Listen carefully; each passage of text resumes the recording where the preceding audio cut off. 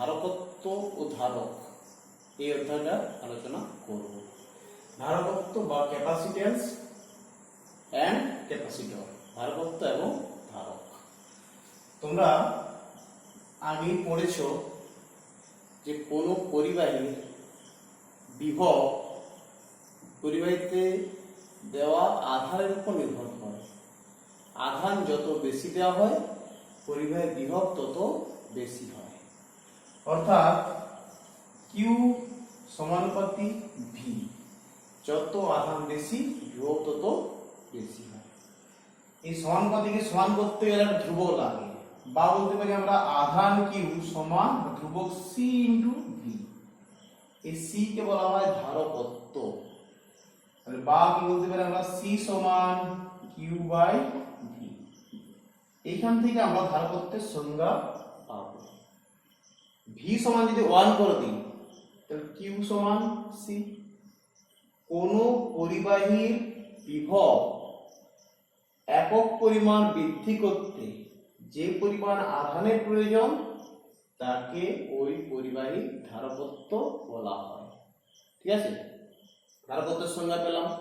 ধারকত্বের একক কি হবে না সিজিএস পদ্ধতিতে এই ধারকত্বের একক হচ্ছে ইএসইউ।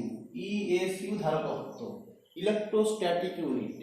ধারকত্বের একক ইএসইউ ধারকত্ব। এসআই পদ্ধতিতে ধারকত্বের একক হচ্ছে ফ্যারাড, আধান একক হচ্ছে কুলম্ব, বিভবের একক ভোল্ট, এটা হচ্ছে ফ্যারাড। একে ইংরেজি এফ দ্বারা প্রকাশ করা হয়, ইংরেজি পদার্থের এফ দ্বারা প্রকাশ করা হয়। তাহলে ধারকত্বের একক পেলাম। এই 1 ফ্যারাড সমান কি না 1 farad equals to 1 coulomb by 1 volt. 1 farad সমান 1 কুলম্ব বাই 1 ভোল্ট। ঠিক আছে, এই ফ্যারাডের সঙ্গে ইএসইউ এর সম্পর্ক কি না 1 কুলম্ব সমান 3 into 10 to the power 9 ESU. 1 volt মানে কত 1 এর 300 ইএসইউ বিভব।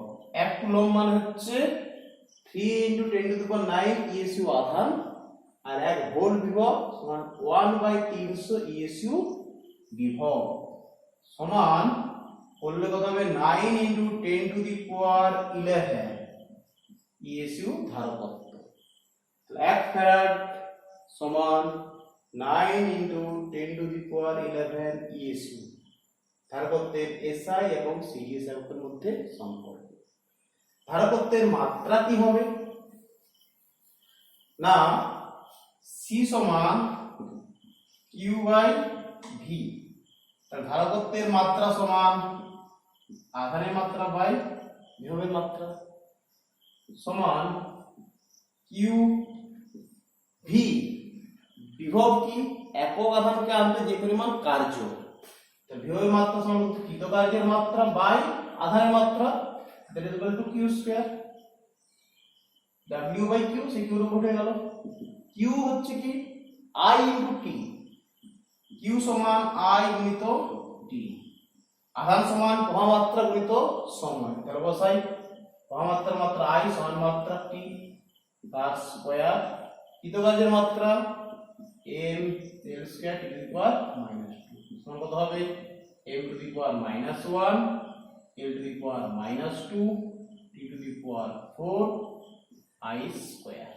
ঠিক আছে, এর হচ্ছে ধারকত্বের মাত্রা m to the power -1 l to the power -2 t to the power 4 I square. ঠিক আছে, তো ধারকত্ব কাকে বলে, একক ও মাত্রা, এগুলো আমরা জানলাম। এরপর পরিবাহীর ধারকত্ব কোন কোন বিষয়ের উপর নির্ভর করে না ধারকত্ব ধারকের পাতের ক্ষেত্রফলের উপর নির্ভর করে। যে বস্তু ধারকত্ব নির্ণয় করবে তার ক্ষেত্রফল যত বেশি হবে ধারকত্ব তত বেশি। এক নাম্বার তাহলে কি ক্ষেত্রফল, ক্ষেত্রফলের উপর নির্ভর করে। ক্ষেত্রফল যত বেশি হবে পরিবাহীর ধারকত্ব তত বেশি হবে। 2 নাম্বার মাধ্যমের প্রকৃতি। মাধ্যম দুটো ধারকের সমন্বয় মাধ্যম, বায়ুর পরিবর্তে যদি অন্য কোনো পরাবৈদ্যুতিক মাধ্যম হয় তাহলে ধারকত্ব বেশি হয়। 3 নাম্বার অন্য কোনো পরিবাহীর উপস্থিতি, অন্য কোনো পরিবাহী ধারকের সামনে, যার ধারকত্ব নির্ণয় করবো তার সামনে যদি অন্য কোনো ভূসমলগ্ন পরিবাহী থাকে তখন তো ধারকত্ব বৃদ্ধি পায়। তাহলে এই তিনটে বিষয়ের উপর ধারকত্ব নির্ভর করে। এরপর আমরা আসছি গোলকের ধারকত্ব নির্ণয়। গোলকের পরিবাহী গোলকের ধারকত্ব, পরিবাহী গোলকের ধারকত্ব নির্ণয়। ধরো আর ব্যাসার্ধের গোলক আছে, আর ব্যাসার্ধের গোলক, এতে আমরা কিউ পরিমাণ আধান দিলাম, কিউ পরিমাণ আধান দিলাম, ঠিক আছে। কিউ পরিমাণ আধান দেওয়ার জন্য এই ধারকত্বের মান কত নির্ণয় করব। আমরা জানি সি সমান কিউ সমান সিভি, সি সমান কিউ বাই ভি। এক্ষেত্রে সি সমান কত হবে, কিউ বাই, এই গোলককে কিউ আধান দেওয়ার জন্য আর দূরে কোন বিন্দুতে বিভবের মান কত হয় না, কিউ বাই 4 পাই এপসাইলন 0 আর। তাহলে বিভব কত হবে, এখানে আধানের জায়গায় কিউ বসিয়েছি, বিভবের জায়গায় ভি জায়গায় Q by 4 pi epsilon 0 R. Sorry একটা বড় হতে হবে, সমান কত হবে, এটা কিউ2 কাটবে 4 পাই এপসাইলন 0 আর, শূন্য মাধ্যম তাই আমরা এপসাইলন 0 করেছি। তাহলে সি সমান কত হবে, অতএব সি সমান 4 পাই এপসাইলন 0 আর, সি সমান 4 পাই এপসাইলন 0 আর। তাহলে এটা গোলকের ক্ষেত্রে ধারকত্বের রাশিমালা সি সমান 4 পাই এপসাইলন 0 আর। যদি এটা এসআই না হয় সিজিএস হতো তখন সি সমান পেতাম শুধুমাত্র আর।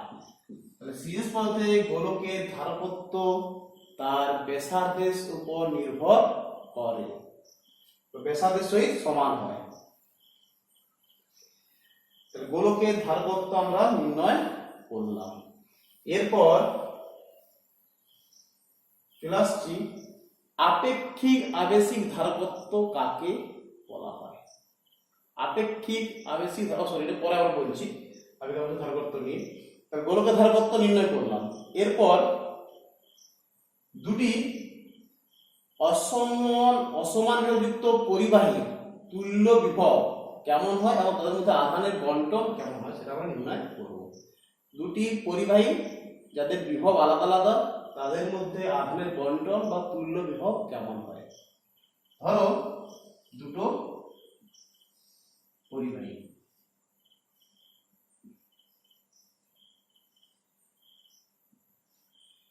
এই দুটো পরিবাহী ধারকত্ব, এই পরিবাহী এটা বি পরিবাহী, ধারকত্ব C1, এর ধারকত্ব C2, এর বিভব V1, এর বিভব V2 এবং এর আধান ধরলাম Q1, এর আধান Q2। এটাকে তার দিয়ে যুক্ত করলাম।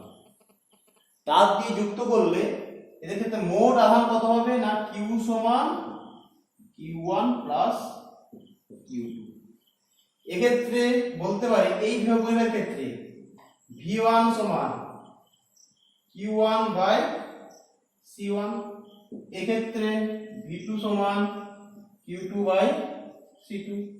তাহলে Q সমান কি বলতে পারি, Q1 সমান বলতে পারি C1 V1 প্লাস Q2 সমান C2 V2, Q2 সমান C2 V2, এখানে Q1 সমান C1 V1।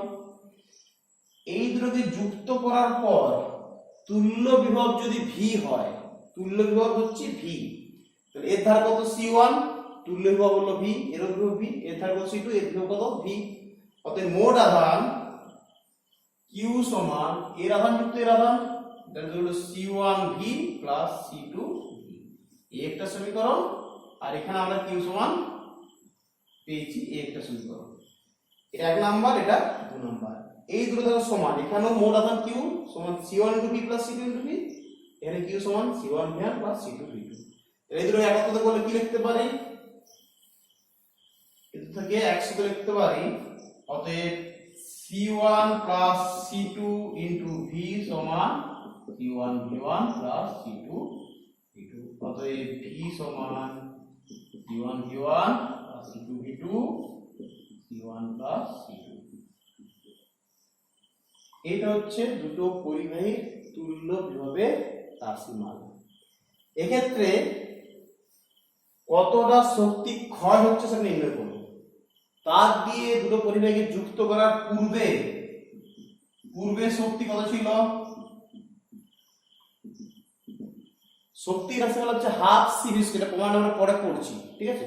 পূর্বে শক্তি কত ছিল না, হাফ C1 V1 স্কয়ার একটা, আর এটা ধারকের ক্ষেত্রে হাফ C2 V2 স্কয়ার। পরে শক্তি কত হলো? পরে শক্তি half C1 V square plus half C2 V square সমান half into C1 plus C2 V এর জায়গায় কি বসাবো? C1 V1 plus C2 V2 by C1 plus C2 square. দেখা গেছে এখানে শক্তি ক্ষয় হয়, ঠিক আছে? অর্থাৎ পূর্বের শক্তির তুলনায় পরের শক্তি কম। কত পরিমাণ শক্তি ক্ষয় হচ্ছে না, এখান থেকে এটা বিয়োগ। এটা যদি আমাদের E1 ধরি, এটা ধরলাম E2, তাহলে শক্তি ক্ষয় কত হবে?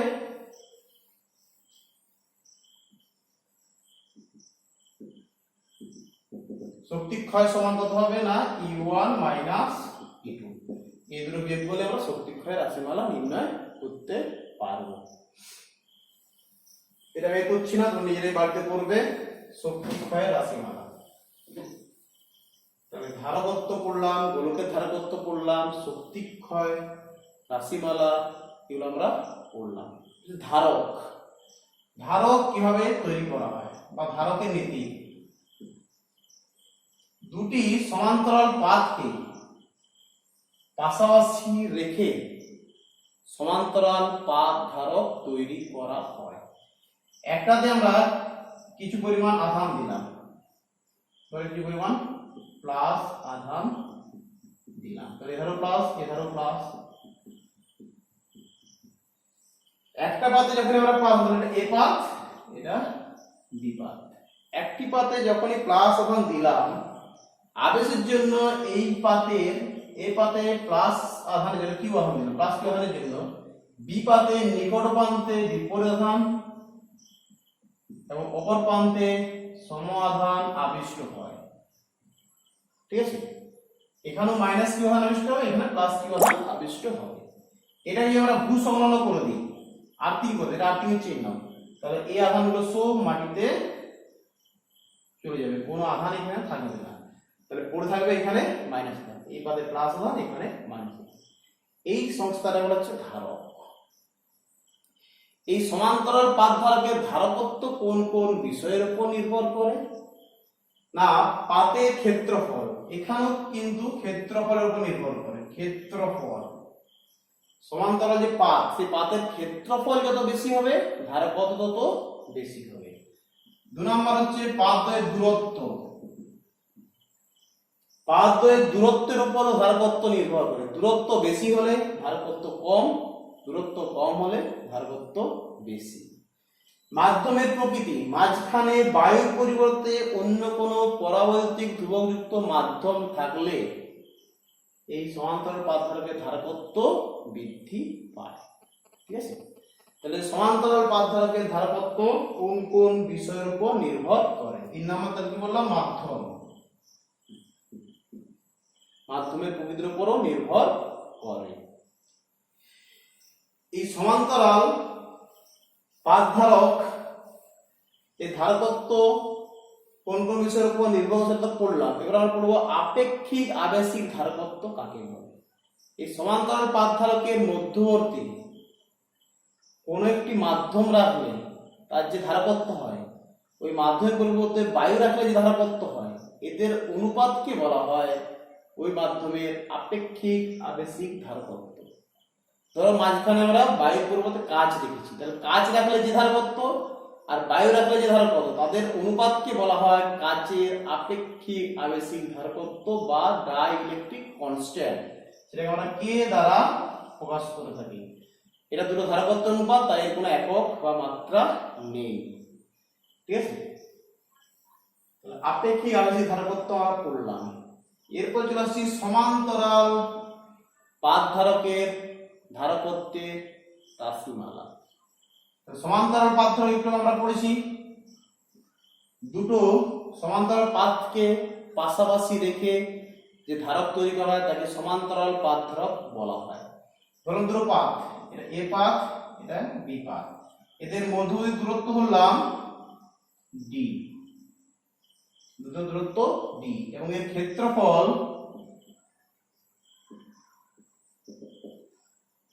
ধরলাম আলফা এবং এখানে কিউ পরিমাণ আধান দেওয়া হলো, আধান হচ্ছে কিউ, কিউ সমান ধরলাম আধান।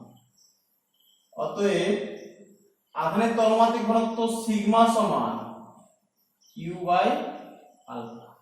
আধানের তলমাত্রিক ঘনত্ব সিগমা সমান কত হলো না Q by alpha, Q by alpha.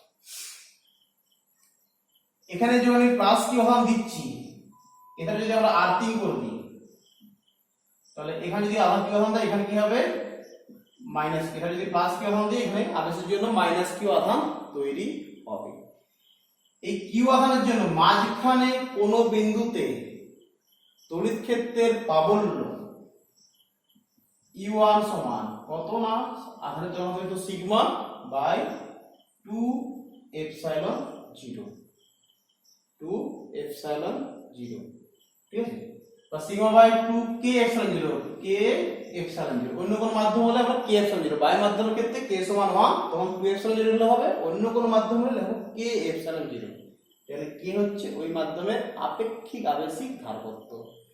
অনুরূপভাবে এই ইউনটা কার জন্য না প্লাস কিউ আধানের জন্য। অনুরূপভাবে এই মাইনাস কিউ আধানের জন্য মাঝখানে কোন বিন্দুতে তড়িৎ ক্ষেত্রের প্রাবল্য E2 সমান সিগমা বাই একরকম 2 কে এপসাইলন 0। এখানে মাইনাস এপসাইলন 0 তলমাত্রিক ঘনত্ব একই হবে, তো এখানে তো সিগমা বাই 2 কে এপসাইলন 0 এবং দুটো রহিমুখ দেখো একই দিকে। এই প্লাস কারণের জন্য অভিমুখ কত হবে এ থেকে বি এর দিকে, মাইনাস কারণের জন্য অভিমুখ হবে এ থেকে বি এর দিকে। তাহলে মোট তড়িৎ ক্ষেত্রের প্রাবল্য E সমান E1 plus E2 that is equal to sigma by k epsilon 0, sigma by k epsilon 0। তাহলে মাঝখানে আমরা তড়িৎ ক্ষেত্রের প্রাবল্য পেলাম কত, মাঝখানে তড়িৎ ক্ষেত্রের প্রাবল্য E সমান কত পেলাম sigma by k epsilon 0। এই পাত দুটির মধ্যে বিভব প্রভেদ যদি v হয়, বিভব প্রভেদ v হলে v সমান কাকে বলা হয়, বিভব প্রভেদ কাকে বলা হয় না একক ঘনত্ব আধানকে এক পাত থেকে অন্য পাতে নিয়ে যেতে যে পরিমাণ কার্য করা হয় এটা হচ্ছে পাতের মধ্যে বিভব পার্থক্য। অতএব v সমান একক আধানের উপর ক্রিয়াশীল বল দ্যাট ইজ E ইনটু সরণ d সমান sigma by k epsilon 0 into d, এটা বিভবের মান। অতএব ধারকত্ব C সমান q বাই v, q সমান আমরা পেয়েছি sigma into alpha by sigma d by k epsilon 0। Sigma sigma কাটলো পড়ে থাকবে কত epsilon 0 k alpha by d। তাহলে ধারকত্বের রাশিমালা C সমান কত পেলাম epsilon 0 k alpha by d। তাহলে সমান্তরাল পাত ধারকের ধারকত্বের রাশিমালা C সমান epsilon 0 k alpha by d। Epsilon 0 শূন্য মাধ্যমের তড়িৎদ্বৈততা, k মাধ্যমের আপেক্ষিক আবেশিক ধারকত্ব বা ডাইলেকট্রিক কনস্ট্যান্ট, আলফা পাতের ক্ষেত্রফল, d পাত দুটির মধ্যে ব্যবধান, ঠিক আছে। এরপর যদি n সংখ্যক পাত থাকে, দুটো পাত থাকলে একটা ধারক তৈরি হয়, n সংখ্যক পাত থাকলে n সংখ্যক পাত থাকলে ধারক হবে কত n-1, তখন C সমান n-1 epsilon 0 K alpha by D. তখন তুল্যধারক তত্ত্বের মান হতে হবে c সমান n - 1 epsilon 0 K alpha by D. Clear?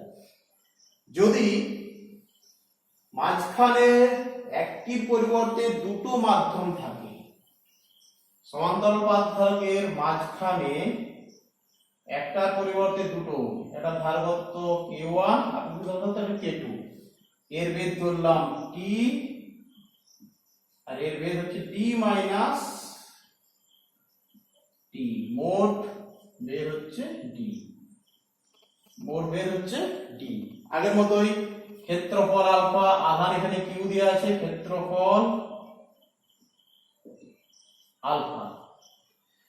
তাহলে এই প্লাস কিউ আধানের জন্য মাঝখানে কোন বিন্দুতে, প্লাস কিউ নয়, এখানে এই k1 আপেক্ষিক আবেশযুক্ত মাধ্যমে যে কোনো বিন্দুতে তড়িৎ ক্ষেত্রের প্রাবল্য E1 সমান সিগমা বাই k1 এপসাইলন 0।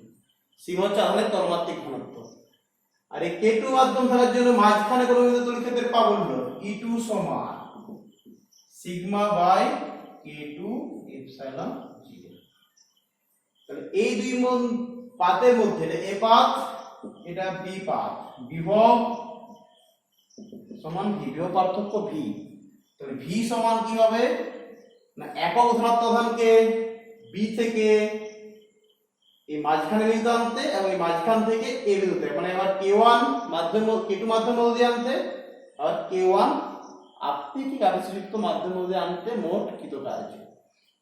তাহলে ভি সমান কত হবে, এখানে তড়িৎ ক্ষেত্র পাবো হচ্ছে E2 into d minus E2 into এখানে হচ্ছে আমরা t plus E1 into d minus t, that is equal to কত হবে, E2 এর মান দেওয়া আছে sigma by k2 epsilon 0 into t plus sigma by k1 epsilon 0 d minus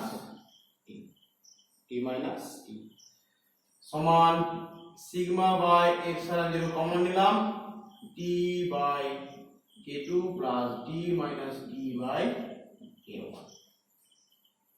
তাহলে d মাইনাস t হচ্ছে বেধ, k1 হচ্ছে আপেক্ষিক আবেশের ধারকত্ব, এখানে t হচ্ছে বেধ, k2 হচ্ছে আপেক্ষিক আবেশের ধারকত্ব। তো t by k2 d minus t by k1, এটা হচ্ছে v এর মান।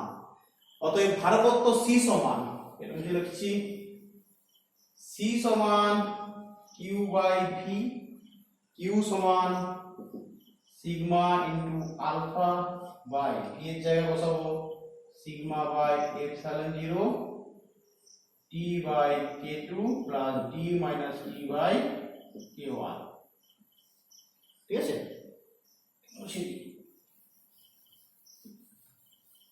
আমি লিখছি এটা। তাহলে কি পেলাম, c সমান q by v sigma into alpha by v এর মান sigma by epsilon 0 t by k2 plus d minus t by k1। Okay, সমান c সমান epsilon 0 alpha by t by k2 plus d minus t by k1। এটা হচ্ছে ধারকত্বের রাশি মান। লক্ষ্য করো ছবিটা যেটা ছিল আমাদের, t হচ্ছে বেধ, তার আপেক্ষিক আবেশ ধারকত্ব ছিল k2, যেখানে বেধ d মাইনাস t, তার আপেক্ষিক আবেশ ধারকত্ব k1। যদি অনেকগুলো ভাগ থাকে তখন c সমান কি হবে, epsilon 0 alpha by x1 by k1 plus x2 by k2 plus x3 by k3 plus dot dot dot dot, যেখানে k1 পরাবৈদ্যুতিক ধ্রুবযুক্ত মাধ্যমের বেধ x1, k2 পরাবৈদ্যুতিক ধ্রুবযুক্ত মাধ্যমের বেধ x2, k3 পরাবৈদ্যুতিক ধ্রুবযুক্ত মাধ্যমের বেধ x3 এজন। ঠিক আছে, তাহলে এটা আমরা পেলাম যদি মাধ্যমটা একই মাধ্যম না হয়ে দুটো আলাদা মাধ্যম হয়, তখন তুল্য ধারকত্বের মান কত হবে। অর্থাৎ মিশ্র পরাবৈদ্যুতিক ধ্রুবযুক্ত মাধ্যমে কি হয়। এরপর সমান্তরাল পাত ধারকের শক্তি ঘনত্বের রাশিমালা নির্ণয় করব। এটা সমান্তরাল পাত ধারক, ক্ষেত্রফল আলফা আর দূরত্ব ডি, তাহলে এই মাঝখানের অংশের আয়তন কত হবে? আলফা ইনটু ডি, এটা হচ্ছে আয়তন। এই ধারকের সঞ্চিত শক্তির মান, ধারকের সঞ্চিত শক্তির মান কত আমরা নির্ণয় করব। ধারকের সঞ্চিত শক্তির মান আমরা হচ্ছে কত পেয়েছি? ই সমান হাফ সি ভি স্কয়ার। একটু পরে আমরা প্রমাণটা করব, এখন আমরা লিখে দিলাম এখানে সঞ্চিত শক্তির মান হাফ সি ভি স্কয়ার, ঠিক আছে, সমান হাফ সি ভি সমান আমরা জানি ই ইনটু ডি এর square, half C into E into D এর স্কয়ার। অতএব একক আয়তন শক্তি, energy per unit volume, E সমান half C E square D square by আয়তন হচ্ছে কত? আলফা ইনটু ডি, ঠিক আছে। সমান্তরাল পাত ধারকের ধারকত্বের রাশিমালা আমরা পেয়েছি কত? তাহলে এটা এখানে লিখছি, সমান্তরাল পাত ধারকের ধারকত্বের রাশিমালা বসালে পাবো ই সমান হাফ সি সমান epsilon 0 K alpha by D, alpha D ছিল into E square D square, তাহলে এই ডি স্কয়ার কাটলো, আলফা কাটলো, তাহলে শক্তি ঘনত্বের রাশিমালা ই পেলাম ই সমান হাফ এপসাইলন 0 কে স্কয়ার। এপসাইলন 0 কে সমান বলতে হয় কত? Half epsilon square, half epsilon square, half epsilon 0 square যদি কে সমান 1 হলে, তখন কে সমান 1 বায়ু মাধ্যমের ক্ষেত্রে কে সমান 1 হয়, তাহলে হাফ এপসাইলন 0 স্কয়ার। এটা হচ্ছে শক্তি ঘনত্বের রাশিমালা, এটাকে ইউ দ্বারা, ই না বলে আমরা ইউ দ্বারা প্রকাশ করি, ইউ, ঠিক আছে, এনার্জি ডেনসিটি বা শক্তি ঘনত্বের রাশিমালা। এরপর আমরা আসছি ধারকের সঞ্চিত শক্তির রাশিমালা হাফ সি ভি স্কয়ার, এটা প্রমাণটা করবি।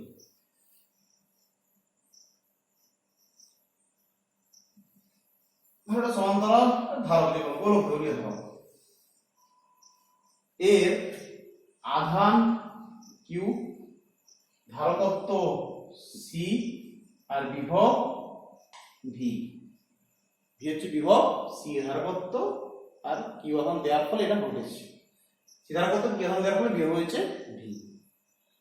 এখন এই বিভব ভি তো প্রথমে হয়, শেষে হয়েছে বিভব ভি, প্রথমে বিভব ছিল 0, পরে বেড়ে হয়েছে ভি, তাহলে গড় বিভব কত? 0 plus V by 2, that is equal to V by 2, ঠিক আছে। বিভব কাকে বলা হয়? একক ধনাত্মক আধানান্তে যে পরিমাণ কৃতকার্য, তাহলে একক আধানান্তে কৃতকার্য ভি বাই 2, কিউ আধানান্তে কৃতকার্য কত? না, W সমান V by 2 into V by 2 হচ্ছে একক আধানান্তে কৃতকার্য, তাহলে কিউ আধান দিতে, এখানে কিউ আধান দিতে কৃতকার্যের মান কত? কিউ ইনটু ভি বাই 2, এই কৃতকার্যটাই ধারকের মধ্যে স্থিতিশক্তি হিসাবে সঞ্চিত থাকবে, বা শক্তি, এটাই শক্তি হিসাবে সঞ্চিত থাকবে। তাহলে শক্তি সমান হচ্ছে ভি বাই 2 ইনটু কিউ সমান হাফ ভি, কিউ সমান কত? C into V, half C V square সমান ভি সমান বলতে কিউ বাই সি, তো half C Q square by C square, that is equal to Q square by 2c। তাহলে সঞ্চিত শক্তির মান হাফ সি ভি স্কয়ার বলতে পারি অথবা কিউ স্কয়ার বাই 2c ও বলতে পারি। এটা হচ্ছে ধারকে সঞ্চিত শক্তির রাশিমালা হাফ সি ভি স্কয়ার। ধারকের সমবায় করব, সমান্তরাল সমবায় আর শ্রেণী সমবায়।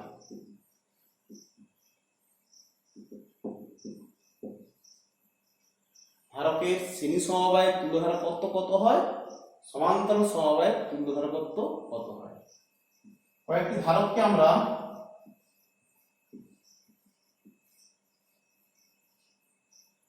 শ্রেণী সমবায়ে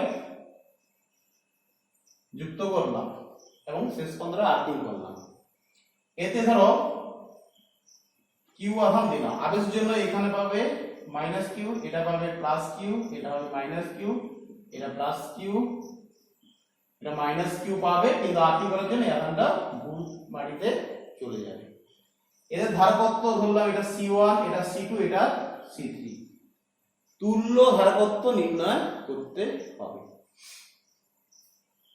এর বিভব ধরলাম V1, এর বিভব V2, এর বিভব V3।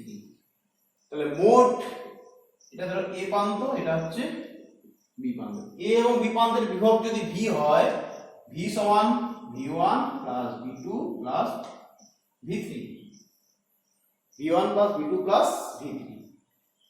মোট আধান দেওয়া আছে কিউ আধান, কিউ আধান দেওয়ার জন্য প্রতিটি ধারক কিন্তু কিউ করে আধান পেয়ে, ধারকের প্রতিটি পাত কিউ করে আধান পেয়ে, এটা প্লাস এটা মাইনাস। ভি সমান আমরা জানি কিউ বাই সি।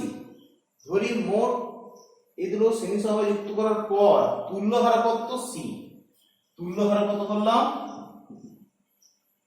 তুল্য ধারকত্ব সমান বড় হাতে সি, তুল্য ধারকত্ব ধরলাম সি।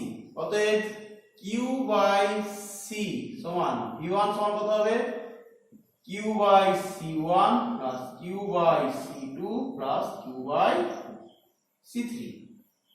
এটা মোট বিভব, মোট আধান কিউ বাই তুল্য ধারকত্ব সি।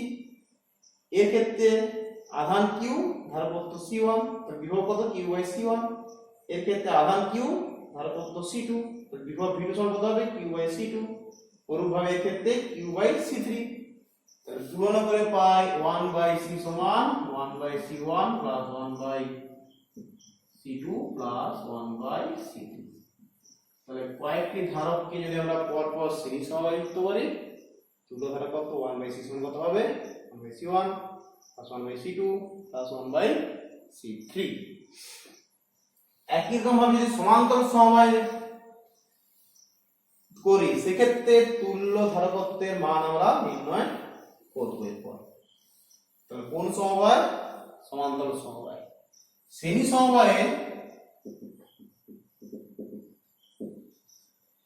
সমবায়ে লক্ষ্য করলে না মোট বিভব প্রতিটি ধারকের বিভবের বীজগাণিতিক সমষ্টি, এটা বেসিক প্রিন্সিপাল।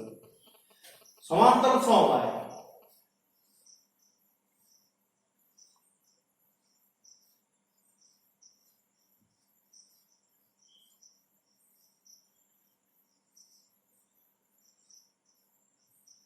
এটা আমরা আর্কিং করতে আমরা এই ধারকত্ব C1 বিভব, আচ্ছা ধারকত্ব C1 আধান Q1, এই ধারকত্ব C2 আধান Q2, এই ধারকত্ব C3 আধান Q3। যেহেতু সমান্তরাল সমবায় প্রতিটা আধান কিন্তু আলাদা আলাদা, এক্ষেত্রে বিভব এক, এরও বিভব হলো V, এরও বিভব V হবে, এরও বিভব V। ঠিক আছে, মোট যে আধান দেওয়া আছে তার পরিমাণ ধরলাম Q। অতএব Q সমান Q1 plus Q2 plus Q3। মোট ধরো এখানে Q পরিমাণ আধান দেওয়া আছে, Q পরিমাণ আধান, সেই Q আধানটা তিনটে ধারকে ভাগ হয়েছে, একজন পেয়েছি Q1, একজন Q2, একজন Q3। তাহলে এক্ষেত্রে মোট আধান তিনটে আধানের সমষ্টি। ধরলাম তুল্য ধারকত্ব C, অতএব Q সমান কত হবে C ইনটু V। বিভব ধরো সবাই সমান, এখানে বিভব V, এখানে বিভব V, এখানে বিভব V। এদিকে বাদ দিয়ে আমরা একটাই ধারক ভাবতাম, তারও বিভব হতো V। তাহলে Q সমান কত হবে CV। Q1 সমান C1 into V plus Q2 সমান C2 ইনটু V, Q3 সমান C3 into V। V not equals to 0, অতএব C সমান C1 plus C2 plus C3। এটা হচ্ছে সমান্তরাল সমবায়ের তুল্য ধারকত্বের রাশিমালা C সমান C1 C2 প্লাস C3, আরো থাকতো C1 plus C2 plus C3 plus C4 dot dot dot, ঠিক আছে। তাহলে ধারকের শ্রেণী সমবায় আর সমান্তরাল সমবায়ের তুল্য ধারকত্বের রাশিমালা পড়লাম। এরপর ধারকের সঞ্চিত শক্তির রাশিমালা। একটু আমরা ধারকের সমান্তরাল পাথরের ক্ষেত্রে শক্তি সঞ্চয়ের রাশিমালা, শক্তির রাশিমালা কত হবে, হাফ সি স্কয়ার, সেটা আমরা এখন প্রমাণ করব। একটা ধারক যার অন্তিম আধান কিউ, বিভব ভি আর ধারকত্ব সি, অন্তিম আধান কিউ এবং তারপর অন্তিম বিভব হচ্ছে ভি, ধারকত্ব সি। ধরলাম কোন মুহূর্তে, কোন একটি মুহূর্তে আধান সমান স্মল কিউ, আধান স্মল কিউ এবং বিভব স্মল ভি। এরপর যদি আমরা এই ধারককে স্মল ডি কিউ পরিমাণ আধান দিই, তাহলে সেক্ষেত্রে কত পরিমাণ কাজ করতে হবে? তাহলে সেক্ষেত্রে ডিডব্লিউ সমান কত হবে না ভি ইন্টু ডি কিউ। এখন কিউ আর ভি হলে ধারকত্ব সি সমান কত হবে, কিউ বাই ভি। তো ডিডব্লিউ সমান কত হবে, ভি এর জায়গায় বসাবো, ভি সমান হচ্ছে কিউ বাই, সরি এখানে ছোট কিউ, ভি সমান হচ্ছে কত, তাহলে Q by C into D Q. ওই স্মল ডি কিউ পরিমাণ আধান আনতে কত কার্য, ডিডব্লিউ সমান এটা, তাহলে মোট কিউ পরিমাণ আধান আনতে মোট কত কার্য কত, ডাব্লিউ সমান ইন্টিগ্রেশন ডিডব্লিউ সমান ইন্টিগ্রেশন 0 টু কিউ হবে, এটা 0 টু বড় Q 1 by c q t, that is equal to q square by 2c, limit কত 0 থেকে q। এই লিমিটটা বসালে আমরা কি পাবো, ধারকত্বের সঞ্চিত শক্তি, ধারকের সঞ্চিত শক্তি w সমান কত হবে, q square by 2c, q square by 2c। q সমান আমরা জানি কত, c into v, that is equal to half v d square। তাহলে ধারকের সঞ্চিত শক্তির রাশিমালা w সমান হাফ c স্কয়ার, ঠিক আছে। তাহলে ধারক পড়লাম, সমান্তরাল পাত ধারক তার রাশিমালা, ধারকের সঞ্চিত শক্তি ইত্যাদি। আজকে পর্যন্তই।